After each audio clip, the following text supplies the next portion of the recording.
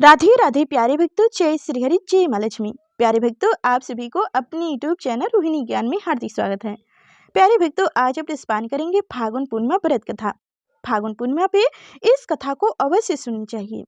हर साल बुराई पर अच्छाई की जीत की याद के रूप में फागुन पूर्णिमा तिथि पर होली का दहन किया जाता है। यूं होली का यह पावन पर्व मनाया जाता है। फागुन पूर्णिमा पर विष्णु एवं लक्ष्मी जी की पूजा व्रत आदि करने का जितना महत्व है, उतना ही महत्व इस दिन फागुन पूर्णिमा की पौराणिक कथा का पाठ करने का है। मान्यता है कि यह कथा सुनने से यश, कृति, धन, धान्य और संतान सुख प्राप्त होता है तथा मनन उपरांत बैकुंठ धाम की प्राप्ति होती है। तो आप सुनेंगे फागुन पूर्णिमा व्रत कथा। इससे पहले आप भगवान श्री कृष्ण की कथा सुनेंगे, जो भगवान श्री कृष्ण का फलों का भोग लगाना चाहिए। भगवान कृष्ण को खुरचुन का भोग भी लगाया जाता है। वृंदावन में स्थित बाके बिहारी जी की एक बहुत ही सुंदर और दुर्लभ कथा अब आपको सुना रहे हैं। आप सभी बहुत ही प्रेम और धैर्य के साथ इस कहानी को पूरा जरूर सुनिएगा। इसके बाद आप सुनेंगे फागुन पूर्णिमा व्रत कथा। तो एक बार किसी गांव में हरिदास नाम का एक किसान रहा करता था। वह भगवान श्री कृष्ण की बहुत पूजा किया करता था। उनका बहुत बड़ा भक्त था। लगभग हर महीने ही वह वृंदावन जाता और वहां भगवान को पेड़े का भोग लगाया करता था। वृंदावन में भगवान श्री कृष्ण को पेड़े का भोग जरूर लगाया जाता है, क्योंकि यह भगवान श्री कृष्ण के प्रिय भोगों में से एक है। वह किसान भगवान को भोग लगाने के बाद बचे हुए पेड़े प्रसाद रूप में घर लाता और आसपास के लोगों में बांट दिया करता था। लगभग कई सालों से यही कर्म चला आ रहा था। एक दिन वह किसान वृंदावन में बाके बिहारी जी के दर्शन करने जा रहा था। तभी रास्ते में उसने एक हलवाई की दुकान देखी, जिस पर एक खास तरह की मिठाई बन रही थी। उसे देखकर हरिदास को कुछ समझ में नहीं आया, तो वह हलवाई से पूछने लगा, अरे भैया, आप यह कौन सी मिठाई बना रहे हो? तो हलवाई बोला, भैया, इसे खुरचुन कहते हैं। खुरचन और यह यहाँ की सबसे मशहूर मिठाई है और नंदलाल को बहुत पसंद है। जरा खाकर तो देखो। तो हरिदास बोला, नहीं, मैं पहले अपनी कान्हा को भोग लगाऊंगा, उसके बाद ही खुरचन खाऊंगा। एक काम करो, तुम पेड़े की जगह आज मुझे यही मिठाई दे दो। हलवाई से खुरचन लेकर वह किसान मंदिर पहुंच गया और मंदिर में जाकर बिहारी जी की पूजा की और भोग लगाकर वापस गांव आ गया। उसके बाद तो वह हर महीने कान्हा जी को खुरचुन का ही भोग लगाने लगा। इसी बीच मौसम बदल गया और गर्मियां शुरू हो गया, लेकिन इस बार उसे दुकान पर कहीं भी वह खुरचन नजर नहीं आई, जिसका भोग वह कान्हा जी को लगा रहा था। हरिदास ने हलवाई से पूछा, भैया, आज खुरचुन कहीं नजर नहीं आ रही है, क्या बात है? हलवाई बोला, भैया, गर्मियों में दूध की कमी हो जाती है और खुरचुन बनने में बहुत सारा दूध लगता है, इसलिए गर्मियों में खुरचुन नहीं मिलती है और यहाँ नहीं बल्कि पूरे वृंदावन में आपको कहीं नहीं मिलेगी। आज खुरचुन की जगह पर तुम यह पेड़े ले जाओ। यह किसान कहने लगा, अरे भैया, मैं तो कान्हा जी को खुरचुन का ही भोग लगाना चाहता हूँ। आप एक काम करो, मेरे लिए थोड़ी सी खुरचुन बना दो।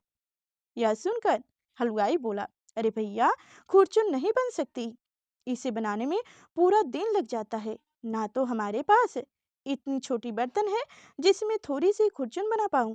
आप मेरी बात मानो, कान्हा जी को पेड़े का ही भोग लगा दो। किसान ने सोचने लगा कि इस बार कान्हा जी को खुरचुन का भोग नहीं लगेगा, चलो पेड़े का ही भोग लगा देता हूँ। ऐसा कहकर उसने हलवाई से पेड़ा लिया और भगवान को भोग लगाने के लिए मंदिर जा पहुंच गया और भोग लगाकर वापस आ गया। जब अपने घर पर वह रात के समय सो ही रहा था, तो उनके सपने में कान्हा जी बाल रूप में दिखाई दिए। उसने देखा कान्हा ने नन्हे से कान्हा जी की आंखों से टप टप आंसू बह रहे हैं और उनके सामने पेड़े पड़े हुए हैं, जिनका भोग उसने कान्हा जी को लगाया था। कान्हा जी को उदास होकर इस तरह रोते देखकर हरिदास की तो झट दे नींद खुल गई। वह बहुत बेचैन हो उठा। उसे लग रहा कि उनके कान्हा जी बहुत नाराज हैं, दुखी हैं और उन्हें खुरचुन का ही भोग चाहिए। और वह अपने मन में सपने को याद करके रात में ही पैदल वृंदावन के लिए चल पड़ा। रास्ते में वह चलता जा रहा था और किसी तरह चलते चलते वह हलवाई की उस दुकान पर जा पहुंचा। वह लगातार सारी रात तक चलता रहा था। अब जब वह वृंदावन में उसी हलवाई की दुकान पर पहुंचा तो सवेरे होने वाला ही था। हलवाई भी इतने समय में उस किसान को अच्छी तरह से जान गया था, क्योंकि वह किसान भी लगभग महीने ही वृंदावन के उस हलवाई की दुकान पर पहुंच जाया करता था, क्योंकि उसे अपने कान्हा जी के लिए खुरचुन का भोग जो लेना था। हलवाई ने जब किसान को देखा तो कहने लगा, अरे भैया जी, इतनी सुबह सुबह क्या बात है? तो किसान बोला, अरे भैया, आप मुझे बता दो कि खुरचुन कैसे बनेगी, नहीं तो मेरे नंदलाल तो भूखे रह जाएंगे। हलवाई बोला, हमारे जैसे खुरचुन तो पूरे वृंदावन में कोई नहीं बनाता है।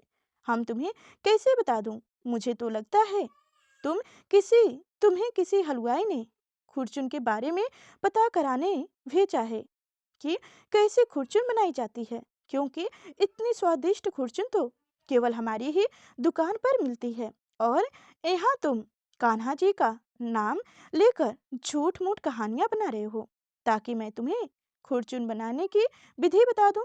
चलो भागो यहाँ से और फिर कभी दोबारा नजर मत आना। हलवाई से डांट फटकार सुनकर किसान बेचारा दुखी हो गया और वह कान्हा जी के मंदिर के बाहर जाकर चुपचाप बैठ गया। दुख के मारे वह कान्हा जी के दर्शन करने भी नहीं गया। खाली हाथ जाता तो क्या करता? उसे तो नंदलाला के लिए खुरचुन का भोग ही चाहिए था। अब इधर किसान को मंदिर की सीढ़ियों पर बैठे बैठे सुबह से शाम हो गई और वह भूख प्यास वहीं बैठा रहा और हरे कृष्णा का जप करता रहा। शाम के समय किसी तरह वही हलवाई जिसने किसान को डांट कर भगा दिया था, हरिदास को यानी उस किसान को ढूंढते हुए आया और कहने लगा, भैया जी, मैं बहुत देर से आपको ढूंढ रहा हूँ। आपको मैंने दुकान से भगा दिया और उसके बाद से ही मेरी दुकान पर तो एक भी ग्राहक नहीं आया। शाम तक सारी मिठाई ऐसे ही रखी हुई है और सारी बासी हो गई। आज से पहले तो कभी ऐसा नहीं हुआ।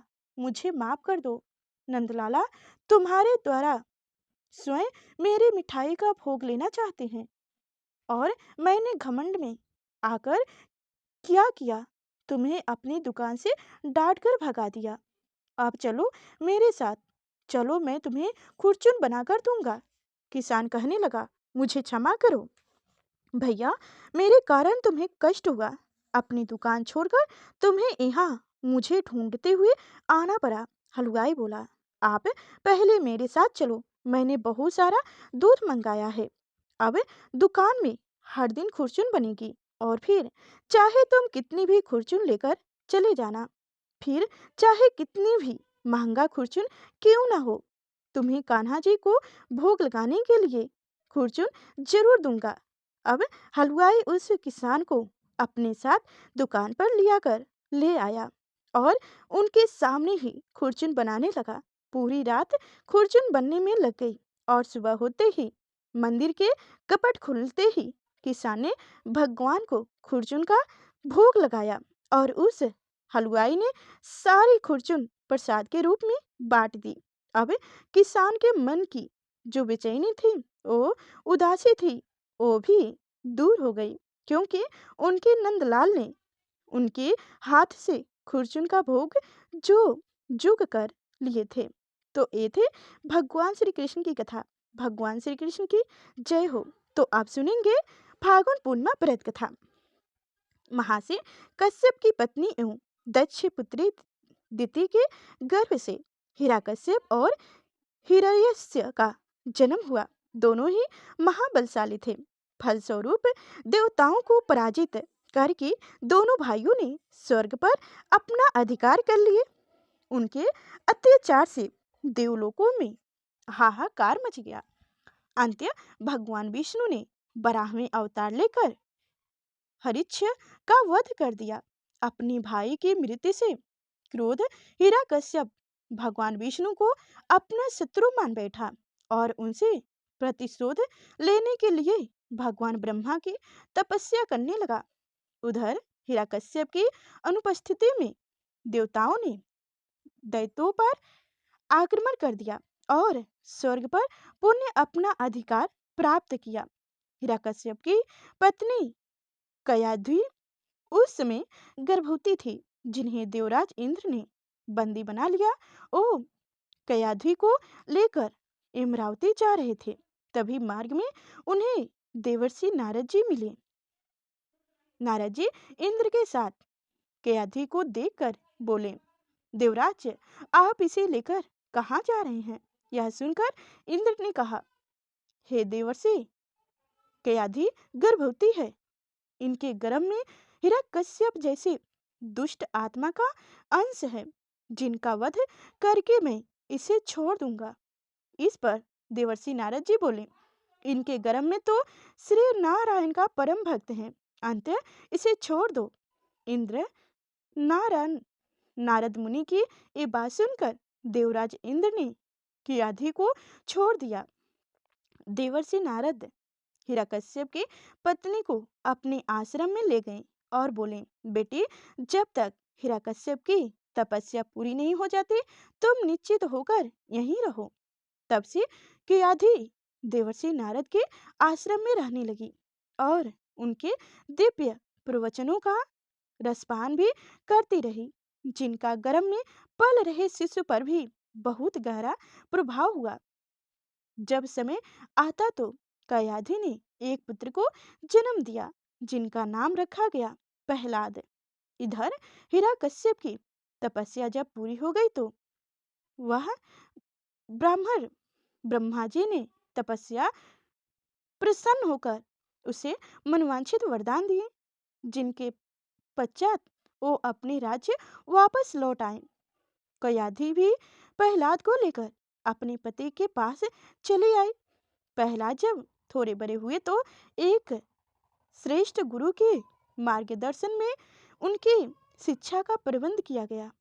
एक दिन जब हिरण्यकश्यप अपने समस्त मंत्रियों के साथ बैठा हुआ था, तभी प्रहलाद अपने गुरु के साथ वहां आए और पिता को कृतज्ञ पूर्वकर प्रणाम किए। यह देखकर हिरण्यकश्यप अति प्रसन्न हुआ और बोले, प्रहलाद, तुमने अब तक की शिक्षा के दौरान कौन सी सबसे अच्छी बात सीखी है? मुझे बताओ। यह सुनकर प्रहलाद ने कहा, पिताश्री, मैंने अब तक जो सबसे अच्छी बात सीखी है वह यह है कि जो आदि मध्य और अंत से रहित अजन्म है, इस जगत के पालनहार ही दीन दुखियों के स्वामी हैं। उन श्री हरि को मैं बारंबार प्रणाम करता हूँ। यह बात सुनकर हिरण्यकश्यप क्रोध से लाल हो उठा। उसने प्रहलाद के गुरु पर चीखते चिल्लाते हुए कहा, अरे मूर्ख ब्राह्मण, तूने मेरे इस बालक को मेरे परम शत्रु का गुणगान करने की शिक्षा क्यों दी? प्रहलाद के गुरु ने कहा, दैत्यराज, आप क्रोध त्याग दे। ये बात तो मैंने आपके पुत्र को नहीं सिखाई। ये सुनकर हिरण्यकश्यप आश्चर्यचकित हो गए और बोले, पुत्र, बताओ, तुम्हें ये उपदेश, ये शिक्षा किसने दी है? प्रहलाद बोले, हृदय में स्थित भगवान विष्णु ही तो संपूर्ण संसार के उपदेशक हैं। उनके अतिरिक्त कोई किसी को कुछ नहीं सिखा सकता। ये सुनकर हिरण्यकश्यप क्रोध से पागल हो उठा और बोले, अरे मूर्ख, मेरे सामने ये विष्णु कौन है? तू क्यों बार बार उस दुष्ट का नाम ले रहा है? क्या तू इसका परिणाम जानता है? हिरण्यकश्यप ने प्रहलाद को बहुत समझाया, मृत्यु दंड का भय दिखाकर भी विष्णु भक्त से दूर करना चाहा, परंतु प्रहलाद के मन से भगवान विष्णु के प्रति श्रद्धा तनिक भी कम नहीं हुआ। उनके पश्चात क्रोधित हिरण्यकश्यप ने अपने सेवकों को आज्ञा दी कि इस दुष्ट आत्मा को मौत के घाट उतार दो। इस शत्रु प्रेमी से मुझे कोई लाभ नहीं है। यह कपुत्र तो अपने ही कुल का नाश कर देगा। दैत्यराज हिरण्यकश्यप की आज्ञा सुनकर उनके सैनिकों ने प्रहलाद पर तरह तरह के अत्याचार किए और उन्हें मारने का प्रयास किए, परंतु हरि की कृपा के कारण वो सब प्रहलाद का बाल भी बांका करने में असमर्थ रहे। हिरण्यकश्यप यह सब देखकर बहुत क्रोधित हुआ। अनंत उसने अपनी बहन होलिका को आदेश दिया कि वो प्रहलाद को गोद में लेकर अग्नि में बैठ जाए, क्योंकि होलिका को यह वरदान प्राप्त था कि अग्नि से उससे कोई हानि नहीं होगी। अपने भाई का आदेश मानकर होलिका भक्त प्रहलाद को अपनी गोद में लेकर अग्नि में बैठ गई। उस समय प्रहलाद हाथ जोड़कर आंखें बंद कर निरंतर प्रभु ध्यान में मगन रहे और नारायण नारायण का जप करते रहे। हरि के कृपा के फलस्वरूप तो भक्त प्रहलाद सकुशल बच गए। तो इस तरह से बुराई पे अच्छाई की जीत हुई। तभी से यह फागुन पूर्णिमा बहुत ही महत्वपूर्ण हो गई है। तो प्यारे भक्तों, यहीं पे फागुन पूर्णिमा व्रत कथा संपूर्ण हुआ। आगे की पूर्णिमा व्रत कथा और सत्यनारायण व्रत कथा सुनने के लिए लाइक कर चैनल को सब्सक्राइब भी जरूर कीजिएगा। और जरा से भी यह कथा अच्छी लगी हो तो शेयर भी कीजिएगा और कमेंट में जय श्री हरि लिखना ना भूलिएगा। तो फिर चलते हैं, अगले नेक्स्ट वीडियो मिलेंगे, तब तक के लिए धन्यवाद।